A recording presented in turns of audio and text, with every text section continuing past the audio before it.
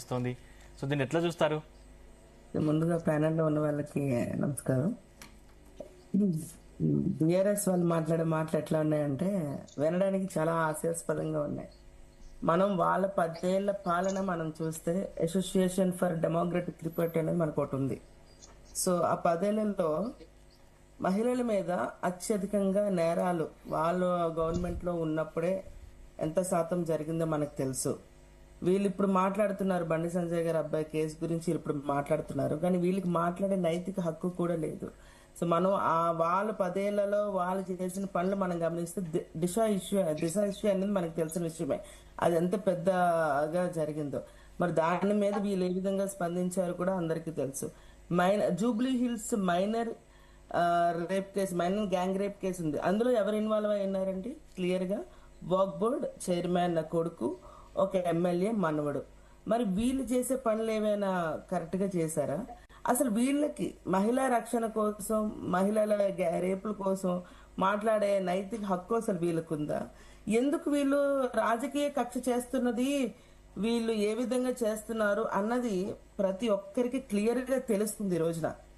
బండి సంజయ్ గారి అబ్బాయి కేసు మనం మాట్లాడుకుంటే అందులో ఎంతవరకు నిజం ఉంది, అబద్ధం ఉంది అనేది క్లియర్ గా మనకు తెలుసు. సో దాన్ని కూడా బిఆర్ఎస్ పార్టీ వాళ్ళు ఏ విధంగా దుష్ప్రచారం చేస్తున్నారు? ఎప్పుడైనా పొలిటికల్లో ఏదైనా అభివృద్ధి జరగకపోతే దాని గురించి మాట్లాడాలి తప్ప కానీ ఒక కుటుంబాన్ని రోడ్డు మీదకి లాగి పోస్టర్లు అంటించి మెట్రో ట్రైన్స్ లోకి పాంప్లెట్లు తీసుకెళ్లి ఆ అబ్బాయి మీకు తెలుసా, ఇట్లాంటి పనులు, ఇంత నీచ చిల్లర రాజకీయం ఎవరైనా చేశారా ఇంతవరకు? ఒక్క బిఆర్ఎస్ పార్టీ తప్ప. సో వీళ్ళ మీదకి వచ్చేసరికి దాన్ని ఏమో డైవర్షన్ చేస్తున్నారు అంటున్నారు. అంటే చట్టం తన పని చెయ్యొద్దా? అంటే కేటీఆర్ అసలు తప్పులు చేయలేదా? చాలా అన్ని మంచి పనులు చేశారా? అసలు ప్రజలు సొమ్మని దోచుకోలేదా? ఎంత దుర్వినియోగం చేయకపోతే ఈయన శాఖలో మున్సిపల్ మినిస్టర్ గా ఉన్నప్పుడు ఈయన చేతిలో ఉంది కదా అని చెప్పి ప్రతిదీ కూడా వీళ్ళకి నచ్చినట్టు వీళ్ళు దోచుకున్నారు. ఇదే కాదు, మా దృష్టిలో ఇంకా చాలా బయటికి రావాలి. వీళ్ళు కాళేశ్వరం బయటికి రావాలి. ఇప్పుడు ఏదైతే ఈయన గ్రీన్ కో దగ్గర నుంచి డబ్బులు తీసుకున్నాడు, మరి ఈయన చెప్తున్నాడు, ఈ పెద్ద ఆయన చెప్తున్నాడు 31,000 మంది బయట నుంచి వచ్చారు అని. వాళ్ళకి మరి 40 కోట్లు వాళ్ళకి ఖర్చు అయినాయి అని చెప్తున్నారా? వీళ్ళు దేనికోసం చెప్తున్నారు? అంటే ఎవరు పర్మిషన్ లేకుండా వీళ్ళు ఎట్లా డబ్బులు తీసుకుంటారు? సో ఇవన్నీ ఏంటంటే మనం చాలా వరకు మాట్లాడాలండి. వీళ్ళు మాట్లాడతారు, వాళ్ళ తప్పును వాళ్ళకి అప్పించుకోవడానికి మాట్లాడతారు. ఏ విధంగా టూరిజం డెవలప్మెంట్ అయింది చెప్పండి? అసలు ఎన్ని వేల కోట్లు వచ్చేసినాయి చెప్పండి టూరిజంకి? అసలు వీళ్ళు మాట్లాడుతున్నారు కానీ వీళ్ళు 10 ఏళ్లలో వీళ్ళు ప్రజల డబ్బు దోచుకున్నారు తప్ప ప్రజలకి వీళ్ళు పనిచేసింది ఏదైనా ఉందా? నిరుద్యోగుల కోసం మాట్లాడతారు, వీళ్ళు ఏదో చేసేసామని. నిరుద్యోగులు వస్తే లాఠీలతో కొట్టి పంపించారు, వీళ్ళు అరెస్ట్ చేసిన చరిత్ర ఉంది వీళ్ళకి. వీళ్ళు రైతుల కోసం మాట్లాడుతున్నారు, రైతుల చేతులకి బేడీలు ఎవరేశారు? వీళ్ళు 10 ఏళ్ల కాలంలో వీళ్ళు కాదా వేసింది? వీళ్ళు దేనికి మాట్లాడుతున్నారండి అసలు? ఒకప్పుడు ప్రొక్యూర్మెంట్ సెంటర్స్ లేవు కాబట్టి ఆ సెంటర్స్ ఎప్పటికీ లేవు. ఈవెన్ కాంగ్రెస్ ప్రభుత్వం ఉన్నప్పుడు ఇప్పుడు ఈ పార్టీలో కూడా ప్రొక్యూర్మెంట్ సెంటర్స్ లేవు. 10 ఏళ్లలో వాళ్ళు ఉన్నప్పుడు కూడా ప్రొక్యూర్మెంట్ సెంటర్స్ లేవు. దానివల్ల ఈ రోజు రైతులు రోడ్డు మీదకి వచ్చి చనిపోతున్నారు. వాళ్ళు తెచ్చిన పంట తడిచిపోతే వాళ్ళకి ఆరడానికి తర్పాలు గాని ఏ మినిమం ఫెసిలిటీస్ కూడా, తాగడానికి నీళ్లు వచ్చే మినిమం ఫెసిలిటీస్ లేవు. ఎక్కడ పడుకోలో తెలియదు, ఎక్కడ ఉండాలో తెలియదు. అలాంటి పరిస్థితి క్రియేట్ చేసింది ఎవరు అసలు? గత 10 ఏళ్లలో బిఆర్ఎస్ పార్టీ, ఇప్పుడు కంటిన్యూ చేస్తుంది కాంగ్రెస్ పార్టీ. వీళ్ళు ప్రజల సంక్షేమాల కోసం మాట్లాడతారు.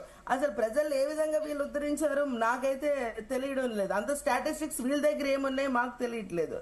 వీళ్ళు మా గురించి మాట్లాడే స్థాయి అస్సలు లేనే లేదు ఈ బిఆర్ఎస్ పార్టీకి.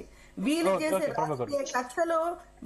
రాజకీయ కక్షలు మనం చూస్తున్నామండి. గత చరిత్ర మనకుంది. ఎప్పుడైనా కూడా వీళ్ళు ఇప్పుడు మరి వాళ్ళు వాక్ బోర్డ్ చైర్మన్ కొడుకు, వాళ్ళ ఎమ్మెల్యే మనవడు కలిపి Jubilee Hills minor gang rape case జరిగింది కదా, మరి ఆనాడు ఎవరైనా కూడా గోడల మీద ఇలా పోస్టర్స్ అంటించారా? చెప్పండి, ఏ పార్టీ అయినా పోస్టర్స్ అంటించిందా? వీళ్ళ కల్చర్ ని క్రియేట్ చేశారు ఈ రోజున. మరి ఆ దిశ కేసు జరిగింది, మరి అప్పుడు వీళ్ళ గురించి ఎవరైనా మాట్లాడారా? మరి ఇప్పుడు ఎందుకు ఇవన్నీ మాట్లాడుతున్నారు? ఓకే ఓకే ప్రభాకర్ గారు ఓకే మళ్ళీ మీతో మాట్లాడతాం. ఓకే ఓకే వెంకటనాయక్ గారు వీళ్ళు చేస్తుంది డైవర్షన్ పాలిటిక్స్, వీళ్ళు ఈ రోజు ప్రజల గురించి వీళ్ళు మాట్లాడుతున్నారు. లక్ష్మీ నరసింహారెడ్డి చెప్పింది, లక్ష్మీ నరసింహారెడ్డి గారు చాలా క్లారిటీగా ఇచ్చారు. 50 కోట్లు మేమే చెల్లించామని ఒప్పుకుంటున్నాం, కాకపోతే పద్ధతి ప్రకారం జరిగింది, అసలు దాంట్లో ఎక్కడ అవినీతి జరగలేదని చెప్పేసి నరసింహారెడ్డి గారు చెప్తున్నారు. వాళ్ళు ఒప్పుకున్న నిజాన్ని ఆర్బీఐ అంగీకరిస్తే బాగుండేది. ఎలక్షన్ ఏది అప్పుడు ఎలక్షన్ కోడ్ ఉండే, అది chief election commission of India వాళ్ళు అంగీకరిస్తే బాగుండేది. అడ్డగోలుగా ఇట్లా పైసలు పంపించుకుంటామంటే తెలంగాణ ప్రజలు అంగీకరించినా బాగుంటుంది. అంటే మనం చేసిన పనికి అంగీకారం ఉండాలి, అది రాజ్యాంగబద్ధమైనది, అంగీకారం ఉండాలి ప్రజల నుంచి. ఆయన చేసేది ఎట్లా ఉందంటే, ఏ సంస్థ నుంచి అయినా మేము డబ్బులు తీసేసుకుంటాం, దానికి మేము మాకు ఎట్లా కావాలంటే అట్లా మేము నివేదిక ఇచ్చేసుకుంటాం. అలాంటప్పుడు ఇంకా గవర్నమెంట్ ఎందుకండి, ఒక సిస్టమ్ ఎందుకండి? ఇంక వాళ్ళ కేటీఆర్ ఒక శాఖ ఉన్నాడు, కేసీఆర్ ఒక్క నిమిషం అవకాశం నాకు ఇచ్చారు. నాకు ఒక్క నిమిషం అన్న, మీరు మాట్లాడండి, మాట కూడా మాట్లాడలే.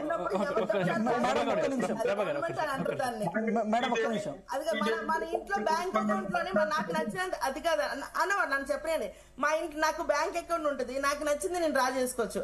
అట్లా ఉంది మీరు చెప్పింది. మీరు 10 ఏళ్ల కాలంలో ఏంటంటే మీకు నచ్చింది డ్రా చేసుకోవచ్చు. నేను ఏమంటున్నానంటే ప్రభాకర్ గారు ఏదైతే చెప్తున్నారు, ఇప్పుడు బ్యాంక్ అకౌంట్ అని చెప్పి సొంతంగా మన సొంత డబ్బులు వాడుకున్నట్టు వాడుకుంటే కాదు కదా అని చెప్పి, ఇలా బీజేపీ ప్రభుత్వం ఏదైతే G20 సదస్సు జరిగింది కదా, దాంట్లో 990 కోట్ల రూపాయలు బడ్జెట్ లో కేటాయించారు దాని నిర్వహణ ఖర్చు కోసం. మరి 4400 కోట్లు ఎట్లా ఖర్చు పెట్టిరండి మీరు?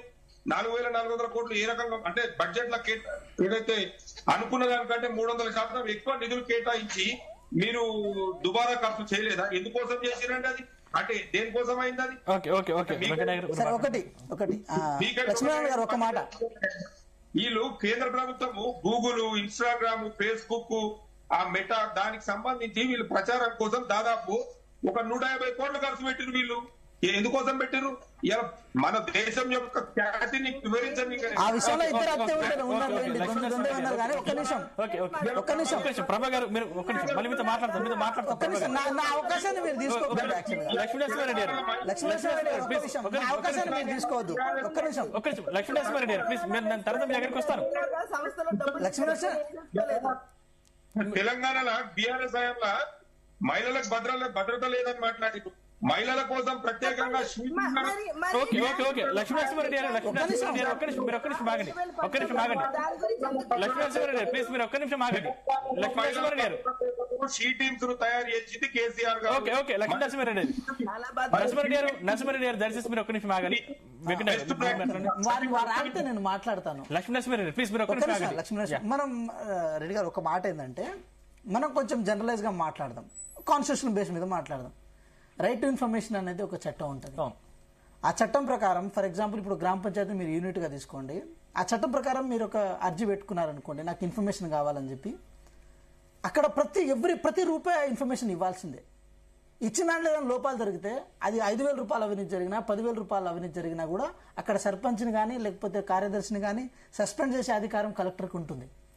సో ఒక 5,000 రూపాయలకి 10,000 రూపాయలకే ఇంత ట్రాన్స్పరెన్సీ వేలో ఆలోచించగలిగే కెపాసిటీని Congress government right to information act ద్వారా తెచ్చింది. ఆ రోజు తెచ్చిన దానికి కారణం ఒకటే, ప్రభుత్వంలో ఉన్న పైసలు అది ప్రజల సొమ్ము కాబట్టి దానికి జవాబుదారీగా బాధ్యతగా మనం ఉండాలి కాబట్టి అనే కోణాన్ని తీసుకొచ్చిన తర్వాత మేము ఇచ్చినామని చెప్పి మీరు గొప్పగా చెప్పుకుంటున్నప్పుడు ఇవన్నీ అంశాలను ఎందుకు పరిగణలోకి తీసుకోలేదు? మా డౌట్ ఇదొక్కటేనా, మిగతా ఏ వ్యవహారంలోనైనా మీరు అట్లే ప్రవర్తించారా? అంటే జనాల సొమ్ముకి మీరు ఏది కస్టోడియన్గా ఉండాల్సిన మీరు జనాల సొమ్మును దారదత్తం చేయొచ్చా? ఇంకో విషయం చెప్తున్నా, హెచ్ఎండిఏకి చైర్మన్ ఎవరు ఉంటారంటే వీళ్ళు ఉంటారా? కేటీఆర్ గారు ఉంటారు. కేటీఆర్ గారు కాదు కదా హెచ్ఎండిఏ చైర్మన్. ఎవరండి? ముఖ్యమంత్రి గారు ఉంటారు హెచ్ఎండిఏ చైర్మన్. ఆ శాఖలో పోయి ఏది పెత్తనం చెలాయించే రైట్ ఎవరు ఇచ్చారండి? ఇది కూడా మాట్లాడాల్సిన అవసరం ఉంది కదా.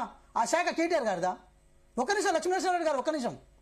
నా వాస్తవాలు మీకు ఎట్లయినా అనిపించవచ్చు కాక, మీరు ఒప్పుకోవాల్సిన అవసరం ఏముందంటే, ఎలక్షన్ ఏది కోడ్ ఉన్నప్పుడు ఆర్బీఐ నామ్స్కి వ్యతిరేకంగా, ఆర్థిక శాఖకు విరుద్ధంగా, సెక్రటేరియట్ బిజినెస్ రూల్స్కి విరుద్ధంగా ఎప్పుడైతే మీరు పైసల్ని వేరే దేశాలు పంపించారో అప్పుడే ఇక్కడున్న జనాల సొమ్ముకి రక్షణ లేకుండా పోయింది.